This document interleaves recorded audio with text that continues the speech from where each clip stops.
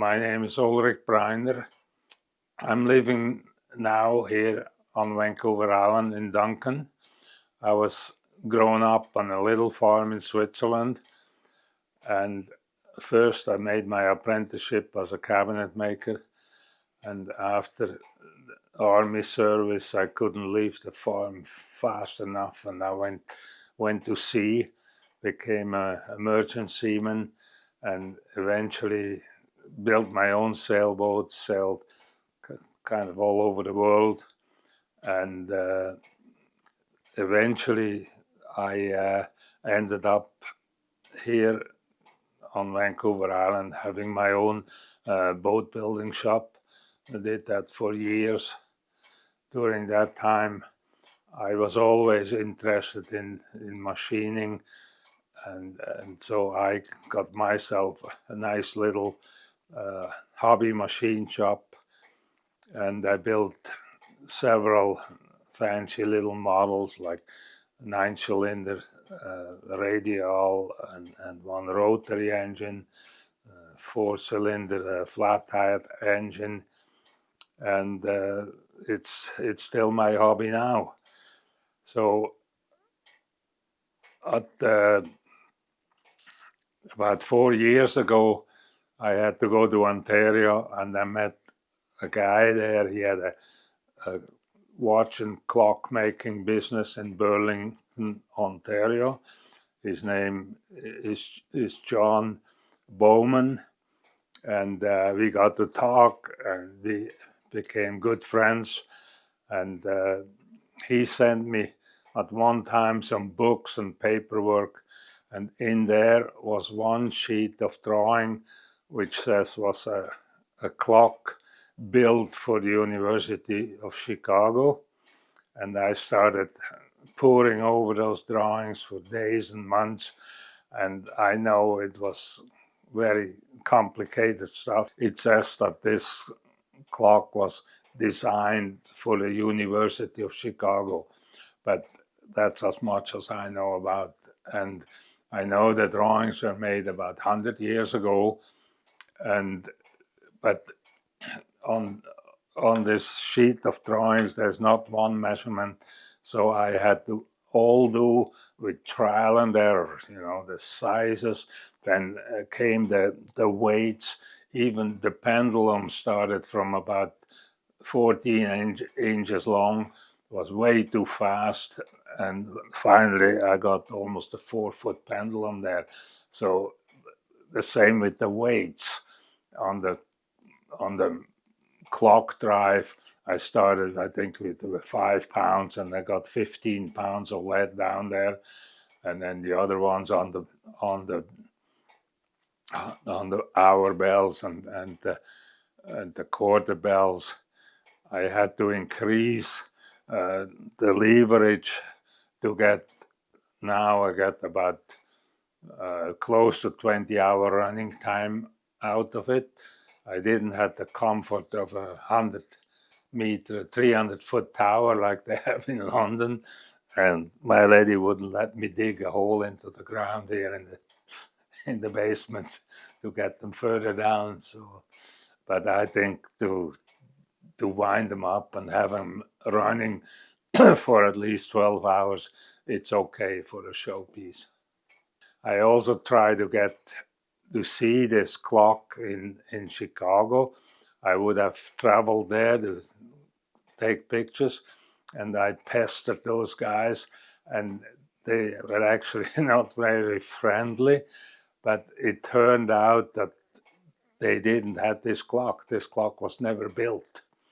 So I gave up on the university and went my own way.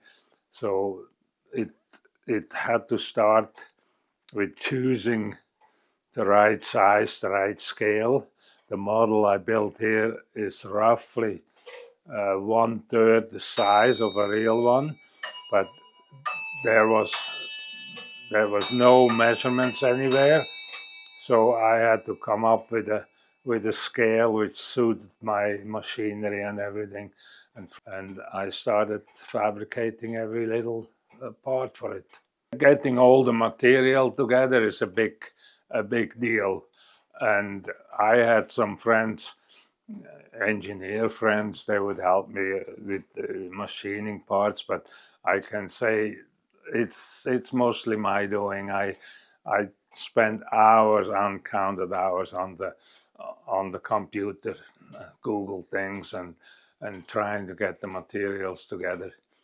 About those bells, I finally found this bell foundry. It's Taylor Bells in England, and it took me a long time to get those bells, but I can understand.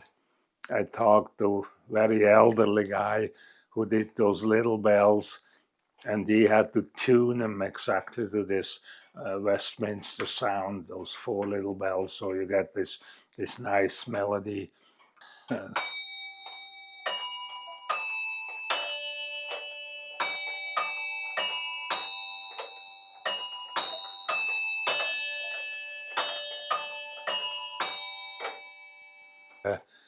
The biggest bell here actually has two hammers, and it's got two cams down here.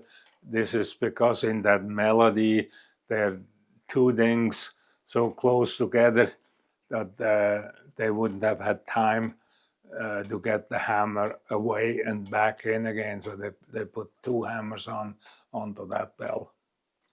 4 strokes on the quarter past, and 8 strokes at half past. Three-quarter hour is 12 bells, and then 16 at the full hour, and then about 6 seconds after a last ding of the three-quarter hour, the 1 hour bell, which is the bigger one, has to start.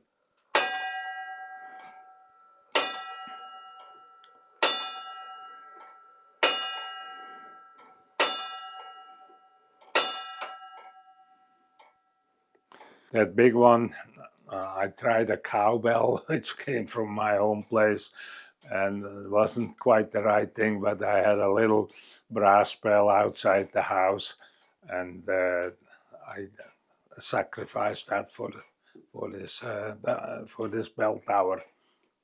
It was a long process too. Each of these, the 3 different one, each one, they have to come apart so you can take them out of the mold, get them together, the 2 half sand, and pour them in. And I had this old fella in Victoria. It's called H&Back Foundry, and he did a good job. And so, but still, that's how they come out with all these burrs and leftover. Everything had to be filed out and cleaned. And then the big deal was to get all these shafts into the right spots. So I had my drawings 1:1. I made the castings 2% bigger for shrinkage, but as I say, they don't shrink exactly by these 2%. It all depends which is the hottest spot. But then to transfer all these shafts and onto these castings, I made a pattern here with wood, where I had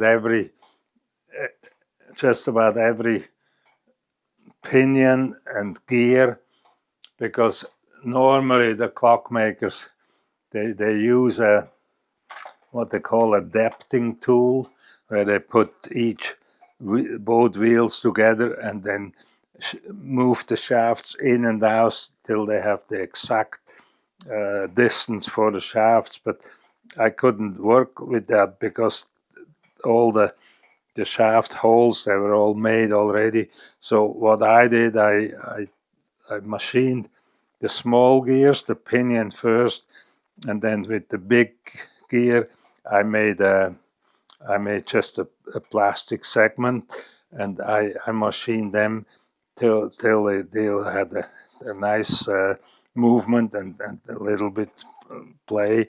And then I built the big gears, also all the cams for the sounds, for the bells and all.